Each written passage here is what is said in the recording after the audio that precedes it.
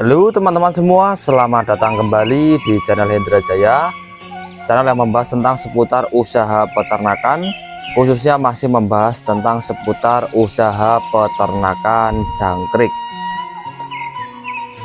Baik, tidak lupa saya ingatkan untuk kalian semua yang baru bergabung, yang baru menemukan video-video saya mohon bantuannya untuk like, share, subscribe, dan komen agar channel ini bisa berkembang dan selalu memberikan informasi-informasi terbaru seputar usaha peternakan. Nah, pada kesempatan kali ini saya akan bagikan bagaimana cara beternak jangkrik untuk pemula. Nah, jadi apabila kalian baru menemukan video saya, itu biasakan dalam menonton video itu kalian jangan di skip, jangan dipercepat. Jadi budayakan menonton video itu sampai dengan akhir, jadi agar kalian bisa mendapatkan informasi yang maksimal dan akurat. Nah, kita langsung saja ke topik pembahasan kali ini, yaitu bagaimana cara beternak jangkrik untuk pemula. Nah, yang pertama yang harus kalian siapkan itu adalah kandang jangkriknya, teman-teman. Nah, untuk kandang jangkriknya kalian bisa menggunakan triplek, bisa menggunakan plastik, bisa juga kalian menggunakan kolam bekas ikan, itu juga bisa. Kalau menurut saya lebih efisien kalian menggunakan box triplek atau plastik. Nah, kita harus siapkan kandangnya dulu. Setelah kandangnya sudah kalian siapkan, kalian tinggal siapkan lokasi kandangnya. Nah, untuk lokasi kandangnya kalian bisa gunakan teras rumah, kalian bisa gunakan sisa-sisa tanah, baik yang di perkotaan ataupun di pedesaan, itu bebas lah. Intinya lokasinya harus terhindar dari hama, kalau bisa tempatnya itu yang tertutup, jangan terbuka. Karena jangkrik lebih suka itu tempatnya itu yang tenang, jadi tidak terlalu bising, tidak terkena angin secara langsung. Dan saya rekomendasikan apabila kalian ingin beternak jangkrik itu gunakan lokasi yang sepi ya, jadi sepi dan tertutup. Jadi jangan di lokasi yang outdoor atau terbuka, nanti mempengaruhi pertumbuhan jangkrik.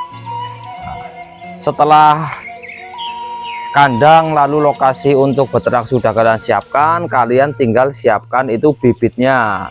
Nah, untuk bibitnya kalau untuk peternakan, untuk beternak itu saya sarankan kalian itu membeli telur saja, jadi langsung membeli telur. Jadi untuk telurnya kalian bisa kalian dapatkan telur di peternak-peternak yang sudah senior, ataupun kalian bisa juga membeli online di marketplace. Tetapi kalian membeli telur itu harus dengan pembeli yang jujur. Jadi dalam artian kalau jujur itu nanti kalian, misal kalau di perjalanan online kan itu sekitar 3-4 harian.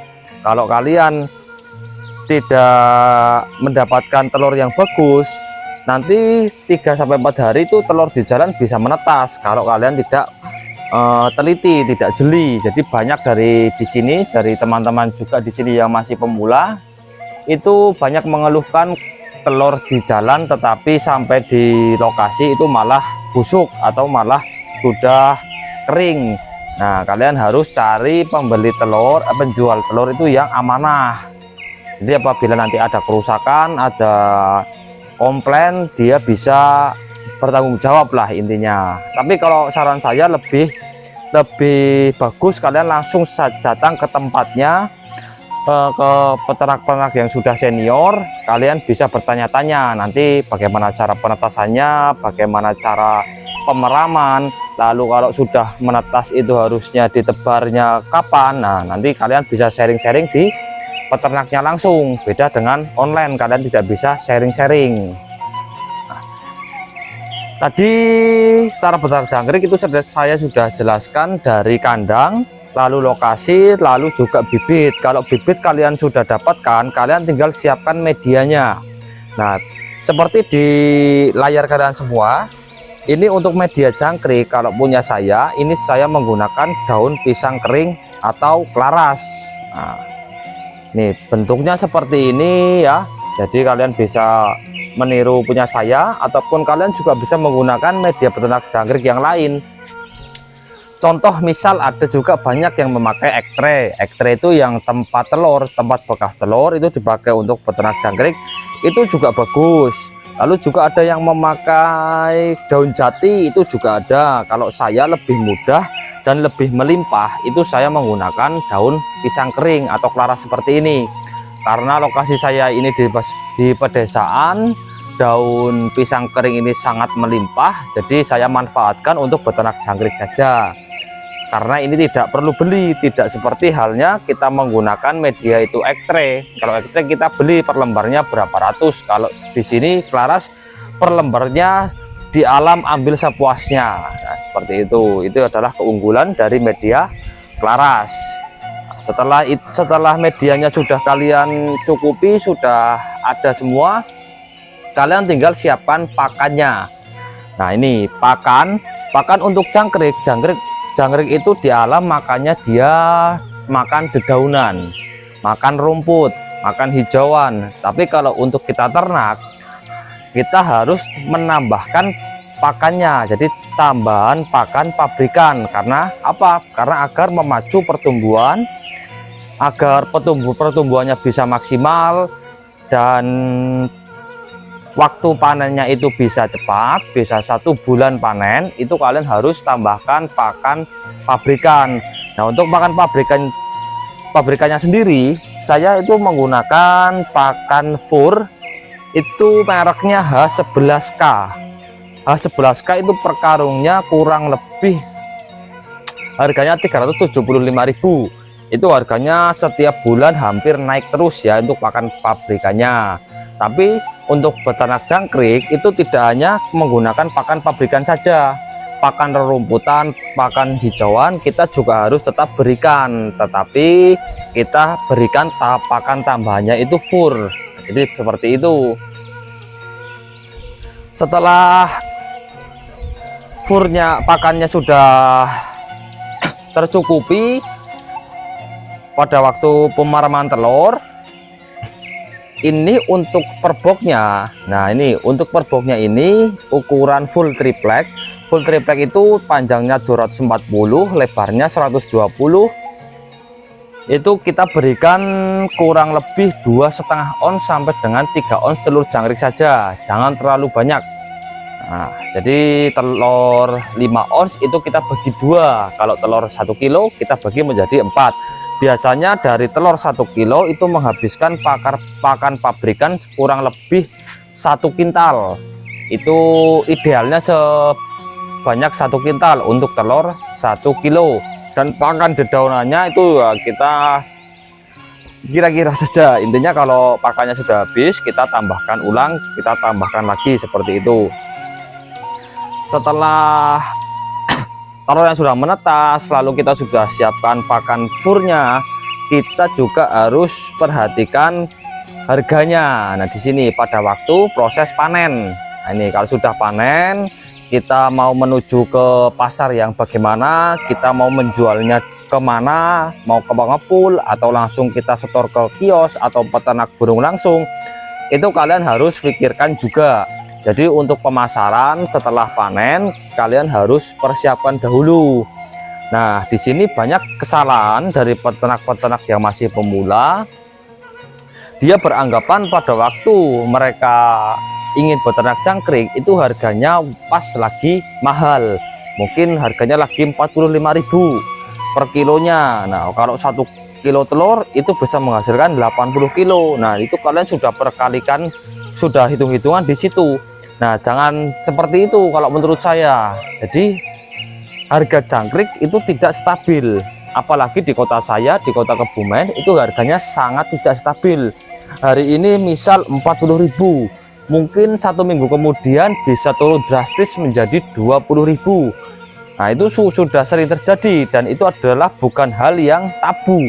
Di sini sudah sangatlah wajar harga-harga seperti itu.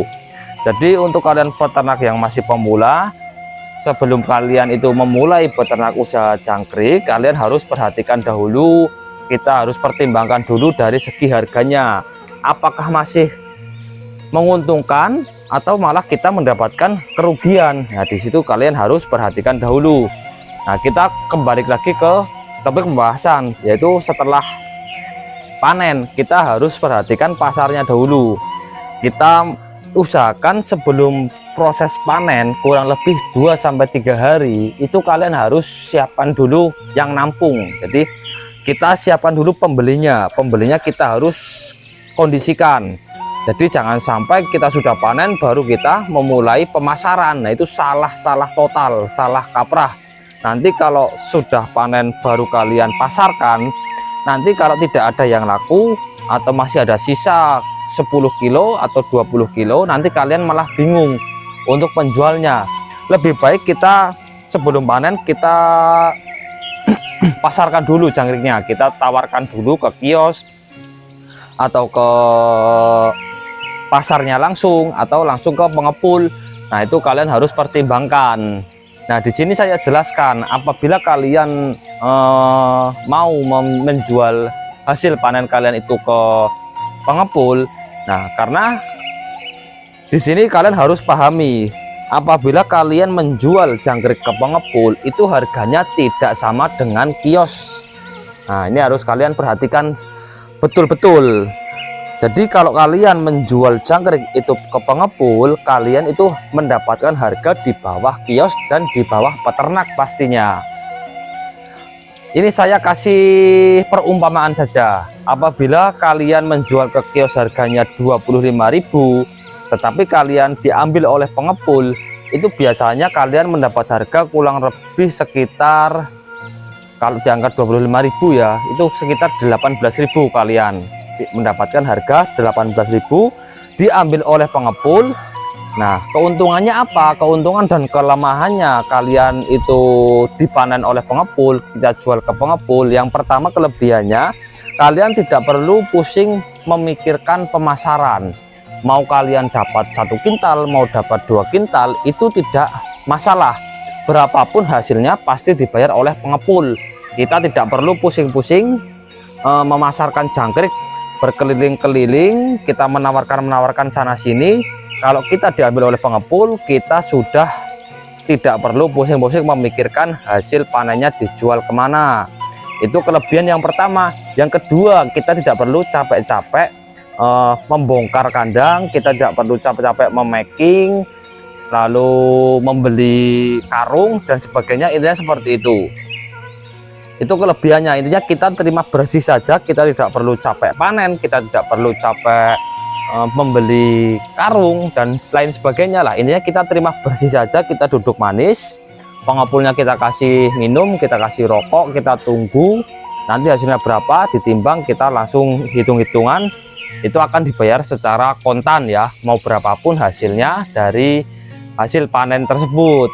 Nah, untuk kelebihan kekurangannya, nah ini kekurangannya, apabila kalian itu diambil oleh pengepul, itu kita mendapatkan harganya itu selisih harganya lumayan. Jadi di kios 25.000 diambil sama pengepul 18.000. Nah, itu ada selisih harga yang lumayan besar, lumayan banyak. Tetapi kita dengan kelebihan yang tadi sudah saya jelaskan, itu kalau menurut saya itu imbang. Intinya imbang, kita saling menguntungkan saja, kita kerjasama. Jadi kalau menurut saya mending diambil pengepul, tidak usah pusing-pusing, tidak usah bingung-bingung pemasaran, mau jangkrik harganya berapa, mau dapat banyaknya seberapa, pasti diambil oleh pengepul. Nah, seperti itu. Mungkin informasi kali ini saya sudahi dulu. Semoga informasi yang saya berikan bisa bermanfaat untuk kalian semua, dan saya doakan untuk kalian semua semoga selalu diberikan kesehatan, dilimpahkan rezekinya, rezeki yang melimpah ruah bermanfaat. Sekian, terima kasih, saya akhiri. Wassalamualaikum warahmatullahi wabarakatuh.